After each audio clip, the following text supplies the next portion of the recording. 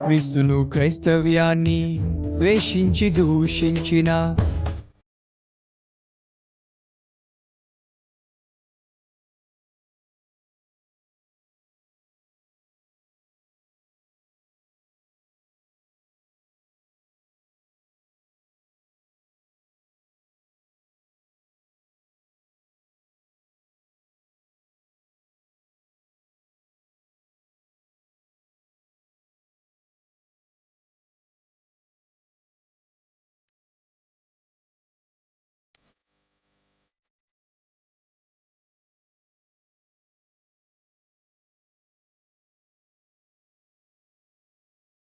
దేవుని యొక్క పరిశుద్ధ సన్నిధిలో మరొకసారి మనందరం కూడా విధంగా కూడి ప్రభుని స్తుతించడానికి, ప్రభుని గణపరచడానికి సర్వోన్నతుడైన దేవుడిచ్చిన సమయాన్ని బట్టి ఆయనకే స్తుతి, ఘనత, మహిమ, ప్రభావాలు ఆరోపించబడునుగాక.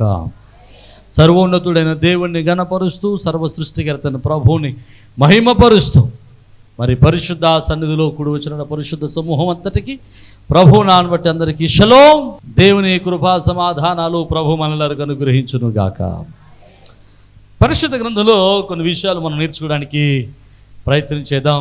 బైబిల్ గ్రంథంలో అత్యధికంగా రాయబడినటువంటి ఒక విషయం గురించి మీతో మాట్లాడాలని ఆశపడుతూ ఉన్నాను. ఇంకెవరికైనా ఒక మాట చెప్పగలరా?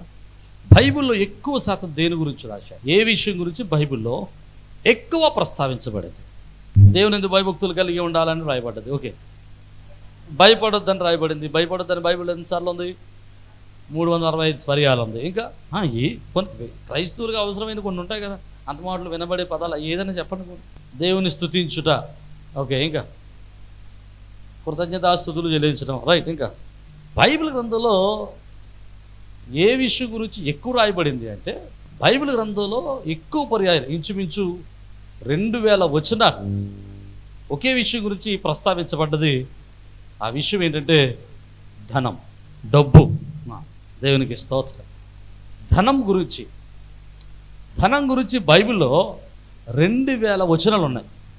విశ్వాసం గురించి 456, ప్రార్థన గురించి 548, ఎన్నో అటు ఇటుగా ఉంటాయి. భయపడుకునేటువంటి పదము 365.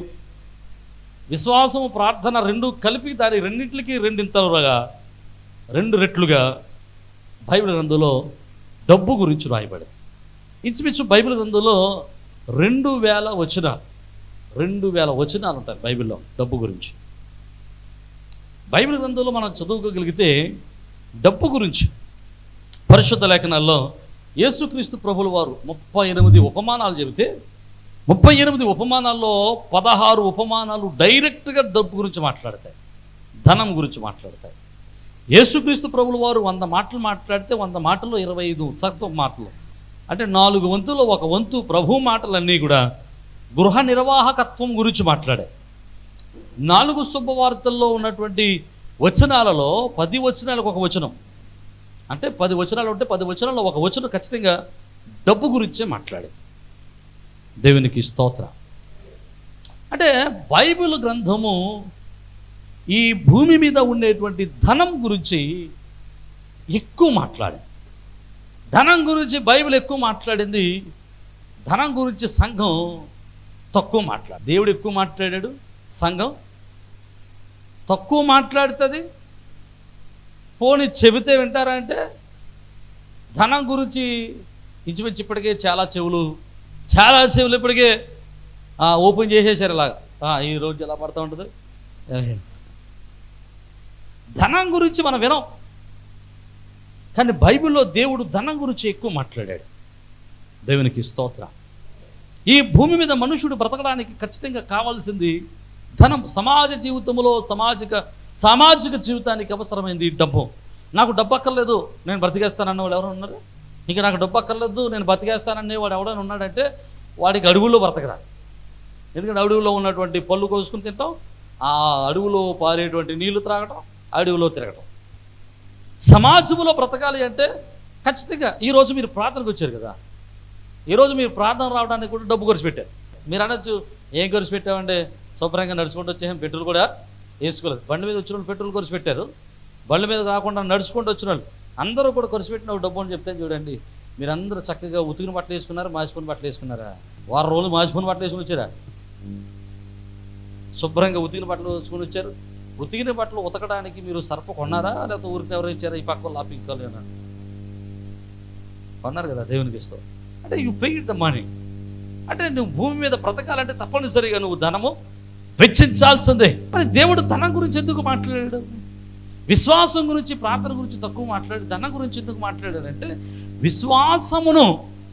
విశ్వాసానికి ధనానికి విడదీయని బంధం ఉంది. అంటే దేవుడు విశ్వాసముతో, ధనముతో నీ విశ్వాసాన్ని కొలుస్తున్నాడు, ధనముతో నీ భక్తిని కొలుస్తున్నాడు, ధనములో నీ నమ్మకత్వాన్ని చూస్తున్నాడు, ధనములో నీ గృహ నిర్వాహకత్వాన్ని చూస్తున్నాడు, ధనముతో నీ యొక్క ఆత్మీయ జీవితపు కొలమానాన్ని ఆయన చూస్తున్నాడు. అంటే విశ్వాసానికి సంబంధము, విశ్వాసానికి ధనానికి ప్రత్యక్ష సంబంధం ఉంది. ఆ ప్రత్యక్ష సంబంధంలో నువ్వు దేవుణ్ణి ఆరాధిస్తున్నావా, ధనమును ఆరాధిస్తున్నావా? ఈరోజు కొన్ని విషయాలు మనం జ్ఞాపకం చేసుకోవడానికి ప్రయత్నం చేద్దాం. అసలు దేవుడి యొక్క ఉద్దేశం ఏంటి? బైబిల్ గ్రంథంలో మనం చూద్దాం. యోహాను రాసినటువంటి 3వ పత్రిక 2వ వచనాన్ని మనం చదువుదాం ఒకసారి. ప్రియుడా, నీ ఆత్మ వర్ధిల్లుచున్న ప్రకారం నీవు అన్ని విషయములలోనూ వర్ధిల్లుచు సౌఖ్యముగా ఉండవలనని. ఆమేన్, హల్లెలూయా. ఎలాగట? ప్రియుడా, నువ్వు ఆత్మ వర్ధిల్లుచున్న కొలది నువ్వు అన్ని విషయాల్లో కూడా వర్ధిల్లాలనేటువంటిది నా ప్రార్థన. అంటే క్రైస్తవుడి యొక్క జీవితంలో అన్నిటిలోనూ వర్ధిల్లాలి. వర్ధిల్లటం అనేటువంటి మాట అక్కడ రాయబడింది.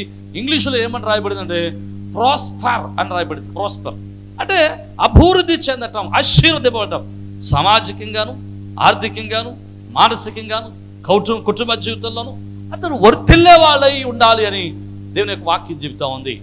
మరో మాట చూస్తే సమూయేలు మొదటి గ్రంథము 2వ అధ్యాయము 7వ వచనం. యెహోవా దారిద్ర్యమును ఐశ్వర్యమును కలుగజేయవాడు. హలో, దేవుడు ఏమిస్తాడట? ఐశ్వర్యాన్ని ఇస్తాడు, దారిద్ర్యాన్ని ఇస్తాడు. అంటే దేవుడు మనల్ని ఐశ్వర్యవంతులుగా చేయుటకు సమర్థుడు. మరో మాట చదువుతాం చూడండి. కీర్తన గ్రంథము 35వ కీర్తన 27వ చరణాన్ని చూస్తే, తన సేవకుని క్షేమమును చూచి ఆనందించు యెహోవా అంటాడు. తన సేవకుని యొక్క క్షేమము, తన సేవకుని యొక్క the prosperity of his servant, దేవుని సేవకుని యొక్క ఐశ్వర్యమును చూసి దేవుడు ఆనందిస్తాడట. సేవకుడు బాగుంటే విశ్వాసులు ఆనందిస్తారా? సేవకుడు బాగుంటే ఎంతమంది ఆనందిస్తారండి? వాక్యం చెబుతుంది, సేవకుని యొక్క క్షేమాన్ని చూసి లోకం ఇష్టపడకపోవచ్చు, సంఘం ఇష్టపడకపోవచ్చు, లేకపోతే ఇంటివారు ఇష్టపడకపోవచ్చు. కానీ సేవకుడు ఆశీర్వదింపబడితే, సేవకుడు సకలమైన సౌఖ్యాల్ని కలిగి ఉంటే, సేవకుడు దీవెనకరంగా ఉంటే దాన్ని చూసి ఆనందించేవాడు ఒకే ఒకడున్నాడు, సర్వోన్నతుడైనటువంటి దేవుడు. ఆమేన్. ప్రియమైన దేవుని బిడ్డలారా, ఆయన సేవకులకు సంతోషాన్ని చూసి ఆనందించేవాడు. ఇక్కడ మాట నేను చెప్తాను. మేము సేవకులం, పని చేసేవాళ్ళం. సంఘం అంతా ఎవరండి? దేవునికి ఏమవుతారు మీరు? దేవునికి మీరు పిల్లలు అవుతారు. ఇంటిలో, దేవుని యొక్క ఇంటిలో, లేకపోతే ఒక యజమానుని ఇంటిలో సేవకుడిది మొదటి స్థానమా, పిల్లలది మొదటి స్థానమా? పిల్లలదే మొదటి స్థానం. ఇప్పుడు ఇంటిలో పనిచేసే సేవకుడే ఆశీర్వదింపబడితే ఆనందించేటువంటి దేవుడు తన ఇంటిలో ఉన్నటువంటి పిల్లలు ఆశీర్వదింపబడాలని ఇంకెంతగా ఉన్నతంగా కోరుకుంటాడు కదా. సేవకుడు బాగుంటేనే ఆనందిస్తే దేవుడు, తన పిల్లలు ఆనందిస్తే ఇంకెంత మురిసిపోతాడో. హల్లెలూయా. అంటే తన పిల్లలు, తన యొక్క రక్తం ఇచ్చి కొనబడిన పిల్లలు, తన యొక్క రక్తంలో కడగబడినటువంటి పిల్లలు, తన యొక్క సంఘములో చేర్చబడినటువంటి క్రీస్తు వారి యొక్క శరీరముగా చేర్చబడిన క్రీస్తు వారి యొక్క శరీరముగా చేర్చబడిన బిడ్డలమైన మనము ఆశీర్వదింపబడాలని, ఐశ్వర్యవంతులుగా ఉండాలని ప్రభువు ఎల్లప్పుడూ కోరుకుంటాడు. ఆయన ఎప్పుడు ఆశ ఏంటో తెలుసా? ఆయన బిడ్డలమైన మనము ఎప్పుడు ఆశీర్వాదకరంగానే ఉండాలి. అందుకనే తిమోతికి అపోస్తలుడైన పౌలు రాస్తూ మొదటి పత్రిక 6వ అధ్యాయము 17వ వచనములో అంటాడు, సుఖముగా అనుభవించుటకు సమస్తమును ధారాళముగా దయచేయు దేవుడు అంటాడు. సుఖముగా అనుభవించుటకు సమస్తమును మనకు ధారాళంగా ఇస్తాడట. ఎలాగ అనుభవించడానికి? సుఖముగా ఉండడానికి, సౌఖ్యముగా ఉండడానికి, ఆశీర్వాదకరంగా ఉండడానికి, ఐశ్వర్యవంతులుగా ఉండడానికి దేవుడు సమస్తమును కూడా మనకు ధారాళముగా దయచేస్తాడట. హల్లెలూయా. ఈరోజు దేవుని సంఘముగా ఉన్నటువంటి మనం, దేవుని బిడ్డలుగా ఉన్నటువంటి మనము, ఆయన తన యొక్క శక్తి కొలది ఆయన మనలను దీవించాలని, ఈ లోకంలో ఉన్నటువంటి ఈ సమస్తమైన సుఖ సౌఖ్యాలను, సంపదలను, సంతోషాలను, సమస్తమైనటువంటి ఐశ్వర్యాన్ని అనుభవించాలని ప్రభువు కోరుకుంటున్నాడు. నమ్మితే దేవునికి స్తోత్రం. హల్లెలూయా. He loved his people to have a pleasures, the plenty of money, abundant blessings. ఆయన తన బిడ్డలను తన యొక్క ఆశీర్వాదంతో నింపాలని, he want to bestow all his children with abundant blessings of the wealth. ఆయన ధన సమృద్ధితో తన బిడ్డలను నింపాలని ఆయన ఆశపడుతూ ఉన్నాడు. మరో మాట కూడా ప్రభువు అంటాడు. ఈ మాట మీకు చెప్పనవండి, నన్ను ఈ మాట చెప్పనవండి. బైబిల్ గ్రంథంలో ఆది కాండము నుండి ప్రకటన గ్రంథం వరకు దరిద్రుడైన ఒక విశ్వాసం బీదోడైన ఒక విశ్వాసం చూపించాడు. కట్టుబడిన బట్టలు లేని ఒకరిని చూపించాడు. నాకు బైబిల్లో అసలు దరిద్రుడు లేడండి. మహా కనబడితే ఒకడు కనబడతాడు. ఎవడాడు? పేదవాడైనా లాజరు. అది కూడా స్టోరీయే తప్ప అది జరిగిన సంగతి కాదు. యేసుప్రభు ఉపమానం చెప్పాడు. అది ఉపమానంలో దరిద్రతను చూపించాడు. కానీ ఆయన తన బిడ్డలుగా రాయబడిన బైబిల్ గ్రంథంలో ఏ భక్తుడు బీదవాడు లేడు. దేవునికి స్తోత్రం. తన బిడ్డలందరూ కూడా ఐశ్వర్యవంతులుగా ఉండాలని కోరుకుంటున్నాడు. నీవు నేను కూడా ఐశ్వర్యవంతులుగా ఉండాలని ప్రభువు కోరుకుంటున్నాడు. అబ్రహాము ఐశ్వర్యవంతుడు, యాకోబు ఐశ్వర్యవంతుడు, ఇస్సాకు ఐశ్వర్యవంతుడు, దావీదు ఐశ్వర్యవంతుడు. ఎవరిని చెప్పుకున్న ఐశ్వర్యవంతులే, అందరూ ఐశ్వర్యవంతులే. కానీ బైబిల్లో ఇంకొక మాట కూడా ఉందండి. అదే అపోస్తలుడైన పౌలు తిమోతికి రాస్తూ మొదటి పత్రికలో 6వ అధ్యాయం 10వ వచనంలో చక్కటి మాట అంటాడు. అపోస్తలుడైన పౌలు సమస్తమైన కీడులకు మూలము ధనమే అంటాడు. సమస్తమైన కీడులకు ఏది మూలమో? మరి ప్రభు ఇందాకేమన్నాడు? మీరందరూ ఐశ్వర్యవంతులు అవ్వాలని కోరుకుంటాడు. అంటే దేవుడు మనల్ని కీడులో పడేయడానిక? సమస్తమైన కీడులకు మూలము ధనమే అన్నాడే. మరి ధనమే సమస్తమైన కీడులకు మూలం అనుకుంటే ధనమే ఎందుకు ఇస్తున్నాడు దేవుడు? అక్కడ రాస్తాడు, ధనము సమస్తమైన కీడులకు మూలం కాదు, ధనాపేక్ష సమస్తమైన కీడులకు అది. దేవునికి స్తోత్రం. ధనం కాదు కీడు. ధనము కోవాలనుకుంటాం, ధనం మీద ఆపేక్ష పెట్టుకోవడం కీడు. మన మనసంతా ధనం మీద పెట్టుకోవడం కీడు. మన మనసంతా ధనం మీద మనసు పెట్టుకోవడం శాపం. అందుకనే మత్తయి సువార్త 6వ అధ్యాయం 27వ వచనంలో నీ ధనం ఎక్కడుండునో నీ హృదయమో, నీ ధనం ఎక్కడుంటే హృదయం కూడా అక్కడ ఉంటుంది. అందుకోసమే దేవుడు శాపంగా చెప్తున్నాడు. ధనాన్ని ప్రేమించడం కాదు, మనం ధనమునిచ్చు దేవుణ్ణి ప్రేమించే వారమై ఉండాలి. హల్లెలూయా. కానీ మనుషుడు ఎందుకు దేని మీద మనస్సు పెడుతున్నాడంటే, మనుషుడు దేని మీద ఆశ పెట్టుకుంటున్నాడంటే, ధనం ఇచ్చే దేవుని మీద మానేసి ధనం మీద పెడతాడు. ప్రియమైన దేవుని బిడ్డలకు జ్ఞాపకం చేసుకునండి, దేవుడు తన బిడ్డలు ఐశ్వర్యవంతులుగా ఉండాలని కోరుకున్నాడు. తన బిడ్డలను ఐశ్వర్యవంతులు చేయడానికి ఆయన 2 పద్ధతులను వాడుతున్నాడు. హలో, తన బిడ్డలను ఐశ్వర్యవంతులుగా చేయడానికి దేవుడు రెండు పద్ధతులను వాడుతున్నాడు. ఏంటో తెలుసా? ఒకటి, తన ఆశ్చర్యకరమైన శక్తి, ఆయన వాగ్దానాలతో కూడుకున్నటువంటి శక్తిని ఇస్తాడు. అంటే దేవుడు శక్తిని ఇవ్వడం అంటే ఎంత అనుకుంటున్నారు? మీకు మంచి మాట చెప్తాను.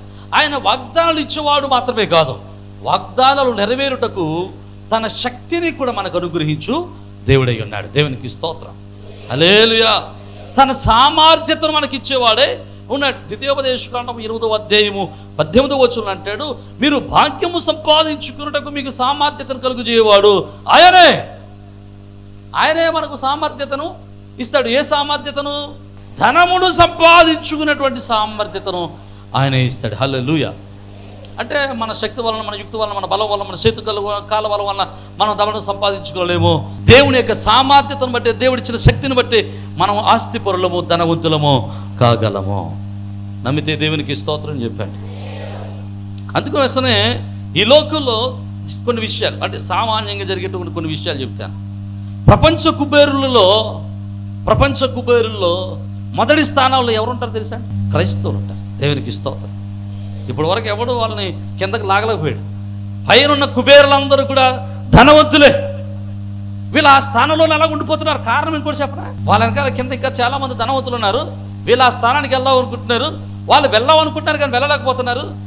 వీళ్ళు వాళ్ళు వెళ్ళొచ్చేమో కానీ ఇంకో మాట కూడా చెప్తాను, అక్కడ ఉన్నటువంటి వాళ్ళు మొదటి స్థానంలో ఉన్నటువంటి క్రైస్తవ కుబేరులు వాళ్ళకు ఉన్నటువంటి ఆస్తులలో కోట్లాది రూపాయలు, సగానికి పైగా వారుకున్న ఆస్తుల్ని ప్రజల క్షేమాభివృద్ధి కోసం, సంఘ క్షేమాభివృద్ధి కొరకు ప్రపంచమంతా జల్లెత్తారట. క్రైస్తవ కుబేర్లు ప్రపంచ జనాభా, ప్రపంచ క్షేమాభివృద్ధి కొరకు, ప్రపంచ అభివృద్ధి కొరకు, ప్రపంచ ఆరోగ్య అభివృద్ధి కొరకు కొన్ని కోట్ల రూపాయలు ఖర్చు పెడుతున్నారు. కింద ఉన్నారు చూశారు, వీళ్ళు ఎవడో రూపాయి ఎవడో పక్కోడు చచ్చిపోతున్నారు, రూపాయి ఎవడో. భారతదేశం చచ్చిపోతున్నారంటే రొనాల్డో ఇవ్వాల్సి వచ్చింది లక్షల కోట్లు, వాడెవడు ఇవ్వాల్సి వచ్చింది లక్షల కోట్లు, బిల్ గేట్స్ ఇవ్వాల్సింది లక్షల కోట్లు. ఇక్కడ చేసిన వీళ్ళు అన్నారు, అయ్య బాబా మా ఓడు చాలా చేసేసాడు. ఎక్కడ చేసేసాడు? విదేశాల నుంచి క్రైస్తవ కుబేరులు ఇచ్చిన కొన్ని కోట్ల రూపాయలు తన దగ్గర ఉన్నాయి. దేవునికి ఇస్తాం. ప్రియమైన దేవుని పిల్లలను జ్ఞాపకం చేసుకుంటే వాళ్ళు కోట్లాది రూపాయలు జల్లుతున్న వాళ్ళ మొదటి స్థానంలో ఉన్నారు. వాళ్ళు వెదటంలో మానేసి వాళ్ళ దగ్గర పెట్టుకుంటే అసలు ప్రపంచంలో ఉన్న మిగతా కుబేర్లు వాళ్ళ ముఖం చూడడానికి కూడా సరిపోదు. అర్థమైతే దేవునికి స్తోత్రం. దేవుని యొక్క ఆశీర్వాదం అంత శ్రేష్టంగా ఉంటుంది. దేవుడు తన సామర్థ్యతనిచ్చి తన ప్రజలను ఐశ్వర్యవంతులుగా చేయగలడు, తన ప్రజలను బలవంతులుగా చేయగలడు, గొప్ప ఐశ్వర్యవంతులుగా ప్రభువు చేయగలడు. ఒక మాట చెప్తాను, ఇశ్రాయేలీయులు ఆశ్చర్యకరమైన సహాయం, తన సామర్థ్యతను దేవుడు అద్భుత శక్తులను తన ప్రజలకిచ్చి తన ప్రజలను ఆకలితో లేకుండా చేయగలడు, ఐశ్వర్యవంతులుగా చేయగలడు. మాట చెప్తాను, ఇశ్రాయేలీయులు కానాను యాత్రకి వెళ్తా ఉన్నప్పుడు ఇశ్రాయేలీయులు దారి మధ్యలోకి వెళ్ళేసరికి అయ్యా దాహం వేస్తుంది అంటే ప్రభు ఏం చేశాడు చెప్పండి? ఇశ్రాయేలు ప్రయాణంలో వారికి అయ్యా మాకు దాహం వేస్తుంది, తాగడానికి నీళ్ళు లేవంటే ప్రభు ఏం చేశాడు? బండను చీల్చి నీళ్ళను కాసేపు అన్నారు, అయ్యా ఆకలేస్తుందని మన్నాను కురిపించాడు. అబ్బాయి సప్పడం కూడా మేము తినలేము, ఇక వెజిటేరియన్ మేము తినలేము, మాకు నాన్ వెజ్ కావాలన్నారు. ఇది అద్భుతమైన శక్తి, అద్భుతమైన శక్తి. అద్భుతాలతో దేవుడు తన ప్రజలను కాపాడగలడు, వారి అవసరాలను తీర్చగలడు. హల్లెలూయా. తన అద్భుత శక్తి చేత తన ప్రజల యొక్క అవసరాలు తీర్చగలడు. మన బైబిల్ గ్రంథం మనం చూస్తే ఎలీషా యొక్క శిష్యుడు చనిపోతే ఆ యొక్క భార్య వచ్చాయా మాకు అప్పులున్నాయి, ఇంట్లో ఏమీ లేదంటే తన యొక్క బుడ్డులో నూనెను వేస్తూ ఉంటే ఎన్ని కుండలలో వేసినా ఆ బుడ్డులోని నూనె తరిగిపోలేదు. అది దేవుడి యొక్క అద్భుత శక్తి. దేవునికి స్తోత్రం చెప్పాడు. హల్లెలూయా. సారేపతి వెధవరాలు తన యొక్క సేవకుని పోషించడానికి, తన ఇంటి వారిని పోషించుకోవడానికి ఊరంతా కరువుతూ ఉంటుంటే తన పిండి పిసికేటువంటి తొట్టులో పిండి తీస్తున్నా కొలది ప్రతి దినము పిండి ఏమవుతూ ఉండేదంట? ఆమేన్, హల్లెలూయా. ఆ బుడ్డులో నూనె తరిగిపోలేదు, పిండి పిసికే తొట్టులో పిండి అగిపోలేదు. దేవునికి స్తోత్రం చెప్పండి. ఇది అద్భుతమైన శక్తి. ఈ అద్భుతమైన శక్తి అద్భుతాల ద్వారా తన ప్రజలను సహకరించగలడు. తన ప్రజలకు తన అద్భుత శక్తి చేత తన ప్రజలకు సామర్థ్యాన్ని కూడా ఇవ్వగలడు. దేవునికి స్తోత్రం. అయితే దేవుడు తన యొక్క శక్తిని తన ప్రజలకు ఇచ్చి దాన్ని తన వంతులుగా చేయగలడు.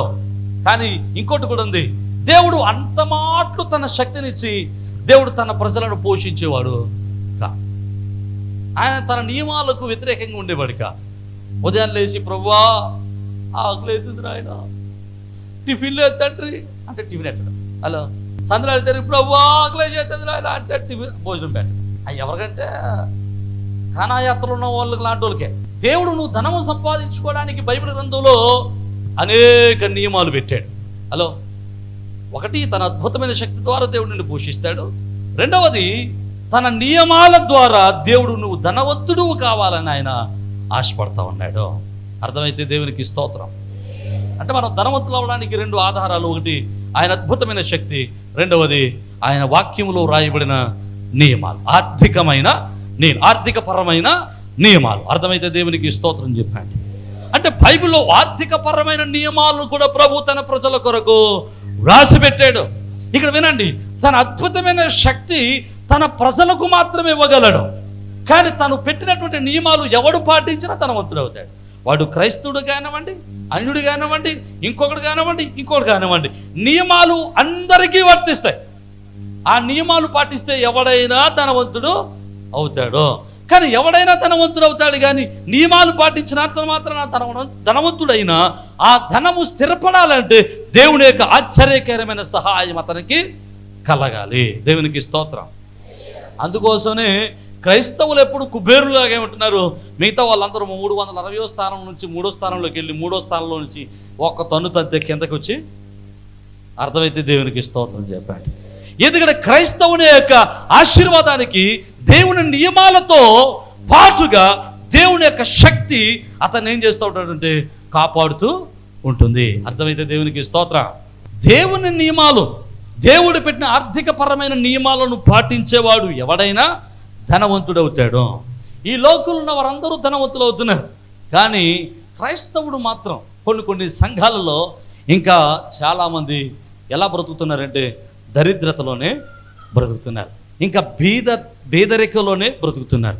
దరిద్రమైన జీవితాన్నే, దారిద్ర్యాన్నే అనుభవిస్తూ ఉన్నారు. అర్థమవుతున్న వారు దేవునికి స్తోత్రం చెప్పాలా? ప్రియమైన దేవుని బిడ్డల క్రైస్తవ సమాజంగా ఉన్నటువంటి మనము ఈరోజు వాక్యాన్ని ఉంటున్నటువంటి మీరు ఐశ్వర్యవంతులు కావాలంటే, మీ దరిద్రత పోవాలంటే ఏం చేయాలి, అసలు మీ దరిద్ర కారణం ఏంటో ఈరోజు నేర్చుకుని మనం ఈరోజు వాక్యాన్ని ముగించుకోవడానికి ప్రయత్నం చేద్దాం. అర్థమవుతున్న వారు చెప్పండి దేవునికి స్తోత్రం. హల్లెలూయా. ఈరోజు మనం ఎందుకు దరిద్రులం అవుతున్నాం, ఎందుకు బీదవారం అవుతున్నామో మనం తెలుసుకోవడానికి ఒక ఉదాహరణ మీకు జ్ఞాపకం చేసి నేను ముగిస్తాను. ఇంతకు యేసుక్రీస్తు ప్రభుల వారు 38 ఉపమానాలు చెబితే ఆ ఉపమానాల్లో 16 ఉపమానాలు ధనం గురించి మాట్లాడారు అన్నాను కదా. ఈ 16 ఉపమానాలు ఏంటయ్యా అని చదివితే నాకు ఒక ఉపమానం బయటకు వచ్చింది. ఆ ఉపమానం అందరికీ తెలిసిన ఉపమానమే. ఏంటి ఆ ఉపమానం అంటే తప్పిపోయినటువంటి కుమారుడు. ఈ తప్పిపోయిన కుమారుడు యొక్క స్టోరీని ప్రభు నాకు ఎందుకు జ్ఞాపకం చేశాడో నాకు చాలాసేపటికి అర్థం కాలేదు. చదవటం మొదలుపెట్టాను. అయ్యా ఆర్థికపరమైన విషయాల గురించి మాట్లాడమన్నా, ఈ ఆర్థికపరమైన విషయాల గురించి మాట్లాడేటప్పుడు ఇందులో ఏముంది, వీడు వెళ్ళిపోయాడు, ఖర్చు పెట్టేశాడు, వచ్చేసాడు అన్నానా, ఇది చేసేసాడు, అయిపోయిందంటే తప్పిపోయిన కుమారుడు. తప్పిపోయిన కుమారుడు స్టోరీ చెప్తాను నేను. ఒక ధనవంతుడైన తండ్రి ఉన్నాడు. ఆ తండ్రికి 2 కొడుకులు ఉన్నారు. అందులో చిన్నాడు వాళ్ళ నాన్న దగ్గరికి వెళ్ళి, నాయన నీ ఆస్తిలో నాకు వచ్చే భాగాన్ని ఇచ్చేయన్నాడు. వాళ్ళ నాన్న తన ఆస్తిని పంచి ఇచ్చేశాడు. కొంతకాలం వాళ్ళ నాన్న దగ్గర ఉండి తాను తన ఆస్తి అంతా కూడగట్టుకుని దూరదేశం వెళ్ళిపోయాడు. దూరదేశం వెళ్ళిపోయి దుర్వ్యాపారం చేశాడు, డబ్బును పాడు చేశాడు. ఆ ఊర్లో కరువు వచ్చింది. కరువు వచ్చినప్పుడు అతని దగ్గర డబ్బులు లేవు. ఎక్కడో ఒకటి దగ్గర పనికి చేరాడు. పనికి చేరితే అక్కడ పందులు పొట్టు తిందాం అనుకున్నాడు. పందులు పొట్టు కూడా తినలేదు. అప్పుడు బుద్ధి వచ్చి వాళ్ళ నాన్న దగ్గరికి వచ్చాడు. ఇది స్టోరీ. ఇందులో చాలా విషయాలు ఉన్నాయి. ఇంచుమించు ఒక 2 గంటలు ప్రసంగం చేయొచ్చు. ఈ 2 గంటల ప్రసంగం నేను చెప్పను కానీ 2 ముక్కల్లో చెప్పడానికి ప్రయత్నం చేస్తాను. ఈ తప్పిపోయినటువంటి కుమారుని యొక్క స్టోరీలో మనల్ని మనం పెట్టుకుంటే మనం ఎందుకు దరిద్రులం అవుతున్నామో, మనం ఎందుకు బీదవారం అవుతున్నామో, మన ధనం ఎందుకు ఉపయోగం లేకుండా అయిపోతుందో మనకు అర్థమవుతుంది. కొన్ని విషయాలు చెబుతాను. మొట్టమొదటిది, తప్పిపోయినటువంటి కుమారుడి స్టోరీలో చిన్న కుమారుడు తన తండ్రి దగ్గరికి వెళ్ళి తన ఆస్తిని పంచేయమన్నాడు. తండ్రి వెంటనే తన ఆస్తిని పంచి ఇచ్చేశాడు. ఇచ్చినటువంటి ఆస్తిని కొంతకాలం తన తండ్రి దగ్గరే ఉన్నాడు. వెంటనే డబ్బు పట్టుకుని వెళ్ళిపోలేదు, అది గుర్తుపెట్టుకోండి. వెంటనే డబ్బు పట్టుకుని వెళ్ళిపోలేదు. కొంతకాలం తన తండ్రి దగ్గర ఉన్నాడు. తండ్రి దగ్గర ఉండి ఆ కొంతకాలం తర్వాత తన తండ్రిని విడిచిపెట్టి దూరదేశానికి వెళ్ళిపోయాడు. ఒకటి, ఈ కుమారుల్లో బీదవాడు అవ్వడానికి ఎంత బీదవాడైపోయాడంటే పందుల పట్టు కూడా వాడికి, పందులు తినే ఆహారాన్ని కూడా వాడికి ఎవడో పెట్టలేదు. ఈ స్టోరీలో చాలా తప్పులు ఉంటాయి. మనం విన్న వాటిల్లో చాలా తప్పులు ఉంటాయి. చెప్తే డబ్బులు వెంటనే పట్టుకెళ్ళిపోయాడంట. తప్పు. చాలా కాలం తన తండ్రితోనే ఉన్నాడు. కానీ తన తండ్రితో ఉన్న తర్వాత తన యొక్క మొదటి ఆలోచన ఏంటంటే తన తండ్రితో ఉండటం ఇష్టం లేక తాను దూరం దేశానికి వెళ్ళిపోయాడు. ఎందుకు తండ్రితో ఉండడం ఇష్టం లేదు? ఒకటి, తన జీవితంలో కుటుంబ విలువలకు స్థానము లేదు. ఆడు దరిద్రుడైపోవడానికి మొదటి కారణం ఏంటంటే కుటుంబ విలువలు లేవు వానికి. భర్తతో భార్య ఎట్లా ఉండాలో, భార్యతో భర్త ఎట్లా ఉండాలో, తల్లిదండ్రుల పట్ల పిల్లలు ఎలా ఉండాలో, పిల్లల పట్ల తల్లిదండ్రులు ఎట్లా ఉండాలో, ఈ కుటుంబ విలువలు లేవు. చాలా కుటుంబాల్లో మనం చూస్తూ ఉంటాం. నేను ఈ మాట చెప్పనివ్వండి. మొన్న ఒక కార్టూన్ చూశాను. ఆ కార్టూన్లో ఒక ముసలాయన, కార్టూన్ అనమాట, ఓ ముసలాయన వెనకాల ఇంకో ముసలాయన వస్తూ ఉంటుంటే ఆ ముసలాయనతో పేపర్ చదువుతూ అంటున్నాడు అనమాట, ఒరేయ్ నేను బ్రతుకుండగా నువ్వు కూడా ఇక్కడికే వస్తావని నేను కలలో కూడా అనుకోలేదు. నేను ఇక్కడ ఉండగా, నేను ఇక్కడ బ్రతుకుండగా నువ్వు కూడా ఇక్కడికే వస్తావని నేను కలలో కూడా. ఒకటి తీసుకెళ్ళి వాళ్ళ నాన్న వాళ్ళ నాన్నని అనాథాశ్రమంలో పడేసాడు. తల్లిదండ్రుల కంటే అనాథాశ్రమంలో బాగా చూస్తారు. పిల్లల కంటే అనాథాశ్రమంలో ఉండటమే బెటర్ చాలా కుటుంబాల్లో. అక్కడే మనశ్శాంతి ఉంటుంది, తొడుపున అన్నం పెడతారు, మనశ్శాంతిగా సంతోషంగా బ్రతకొచ్చు. అక్కడ పడేసాడు. ఎప్పుడైతే అక్కడికి వెళ్ళాడో మనశ్శాంతి పెరిగింది, ఆరోగ్యం పెరిగింది, బ్రతుకుతున్నాడు. ఈలోపు వీడు పెరుగుతూ ఉన్నాడు. వీడిని తీసుకొచ్చిన వాళ్ళ నాన్న తీసుకొచ్చినటువంటి కొడుకున్నాడు కదా, వీడు వయసులో పెద్దోడయ్యాడు, వీడు కొడుకు కూడా పెద్దోడయ్యాడు. వీడి కొడుకు వీడిని తీసుకెళ్ళి వాళ్ళ తాత ఉన్నా కాడ, నీకు విలువ ఉంటే నీ కుమారుడికి కుటుంబ విలువలు ఉంటాయి. మొట్టమొదటి మనం దరిద్రం అవడానికి గల కారణం ఏంటంటే మనం కుటుంబ విలువలు లేకపోవటం, కుటుంబంలో విలువలు లేకపోవటం. భార్య పట్ల భర్తకు, భర్త పట్ల భార్యకు విలువలు లేని జీవితం, నమ్మకత్వం లేనటువంటి జీవితం, కుటుంబంలో గౌరవం లేనటువంటి జీవితం, భార్య పట్ల భర్తకు బాధ్యత లేని కుటుంబం, తల్లిదండ్రుల పట్ల కుటుంబం, పిల్లలకు బాధ్యత లేని కుటుంబం. రెండవది, తాను స్వతంత్రుడిగా ఉండాలని ఆశపడ్డాడు. ఒకటి విలువలు లేనివాడు, రెండవది స్వతంత్రుడిగా స్వేచ్ఛగా ఉండాలని కోరుకుంటున్నాడు. ఎందుకు స్వేచ్ఛగా ఉండాలనుకుంటున్నాడు? వాళ్ళ నాన్న దగ్గర ఉన్నాడు. వీటికి మాటను చెప్తాను, కొన్ని కుటుంబాల్లో పెళ్ళైనట్టునే వేరు కాపురం పెట్టుకుంటారు. వాళ్ళకి లెట్ దెమ్ లివ్, వాళ్ళని బ్రతకనమండి. ఓకే, వాళ్ళ కుటుంబం వేరే కాపురం పెట్టుకున్నారు. వేరే కాపురం ఎక్కడ పెడతారు? పక్క పోర్షన్లో పెడతారు. వేరే కాపురం పెట్టేస్తారు కానీ వాళ్ళ నాన్న సంపాదించిన ఇంట్లోనే ఉంటాడు, పక్కన ఉంటాడు. ఓకే, పక్కనే ఉన్నాడు. ఈ పక్కనే ఉన్నప్పుడు కొడుకు ఒకవేళ సరైన జీవితం జీవించట్లేదు అనుకోండి, తండ్రి ఏమంటూ ఉంటాడు? వీడు వేరే కాపురం పెట్టేసుకున్నాడు, ఏదో వాడు బొతకాడు అనుకుంటాడా? అండ్ తండ్రి ఏం చేస్తుంటాడు? రా, డ్యూటీ లేదా? ఏరా పనికెళ్ళవా? ఇందుకలా తిరుగుతున్నావు? గురగాడిలా తిరగకపోతే ఎక్కడికైనా వెళ్ళేది పని చేసుకోవచ్చు కదా. ఒకవేళ ఆ పక్కన గదిలో వీళ్ళిద్దరూ కీసులాడుతున్నారు అనుకోండి, భార్య భర్త కొట్టుకు సత్తున్నారు అనుకోండి, ఈ పక్కన ఉన్నటువంటి అత్తగారు మాంగారు ఏమంటారు? రెండే ఇరా అండి. ఇలాగనే అత్తగారు సచిన ఒకటే, ఉన్న ఒకటే. దేవునికి స్తోత్రం కదండి. ఏమంటారు చెప్పండి? అసలు తప్పు ఎవరిదైనా ముందే ఏంటి అదొకడ అంటారు. ఓహో, వీళ్ళు ఉన్నారా అని కొంచెం కంట్రోల్ ఉంటుంది. దేవునికి స్తోత్రం. విడిపోయినా కూడా ఏంట్రా ఈ గొడవ? మా నాన్న ఆస్తి పని చేసుకున్నాను, నాన్న ఆస్తి తీసేసుకున్నాను, అయినా కానీ మా నాన్న స్టిల్ హ్యావ్ ఏ కంట్రోల్ మీ. మా నాన్న ఇంకా నా మీద పెత్తనం. అర్థమవుతుందా మీకు? మా నాన్న ఇంకా నా మీద పెత్తనం చేస్తున్నా, చిచి వీడి దగ్గర ఉండకూడదు అనుకుని దూరంగా వెళ్ళిపోవడానికి నిర్ణయించుకున్నాడు. డబ్బంతా కూడగట్టుకుని దూరంగా. అర్థమైతే దేవునికి స్తోత్రం. నువ్వు ఎప్పుడైతే నీ తల్లిదండ్రులకు, నిన్ను ప్రేమించే వారికి, నిన్ను గద్దించే వారికి, నీ శ్రేయస్సు కోరుకునే వారికి దూరంగా ఉంటావో ఆటోమేటిక్గా నువ్వు దరిద్రతలోనికే వెళ్తావు. అర్థమైతే దేవునికి స్తోత్రం చెప్పాను. ఎప్పుడు కూడా ఈ లోకంలో ఏ తల్లిదండ్రులు కూడా తన బిడ్డలు నాశనం అయిపోవాలని కోరుకోరు. ఎంతటి త్రాగుబోతుడైనా సరే, ఎంతటి దరిద్రుడైనా సరే, తన బిడ్డలు తనకంటే ఉన్నతంగా ఉండాలని, తనకంటే ఆశీర్వాదకరంగా ఉండాలని ఆశపడతారు. దేవునికి స్తోత్రం.